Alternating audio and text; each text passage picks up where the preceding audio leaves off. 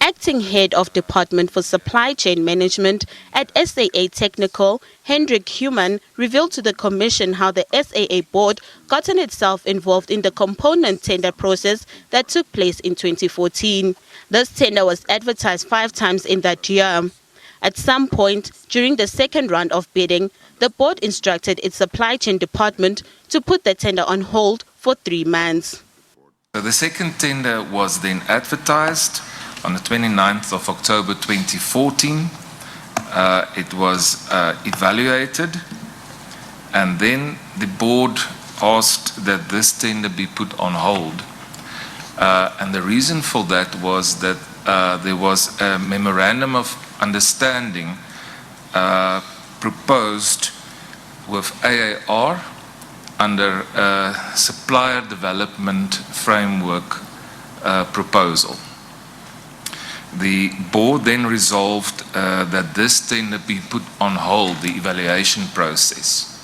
So it was advertised, bids were received, the committee were busy evaluating the results, and midway this evaluation, the board requested the SAA cross-functional sourcing team to put it on hold for 3 months, while the possibilities of engaging on a memorandum of understanding with AAR are investigated.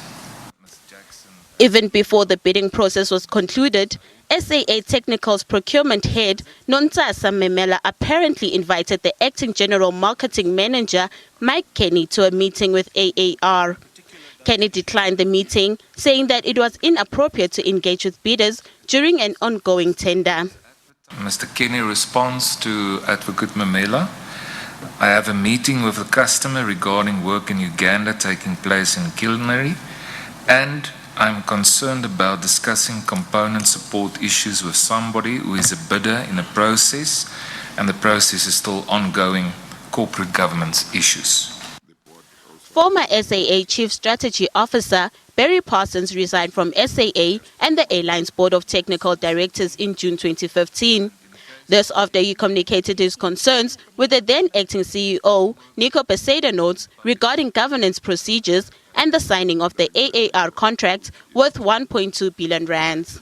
Resignation from SAA Technical Board. Please accept my resignation with immediate effect from the Board of Directors of SAA Technical SOC Limited. I feel I have made a strong contribution to the board, finding governance in the business weak after what appeared years of neglect.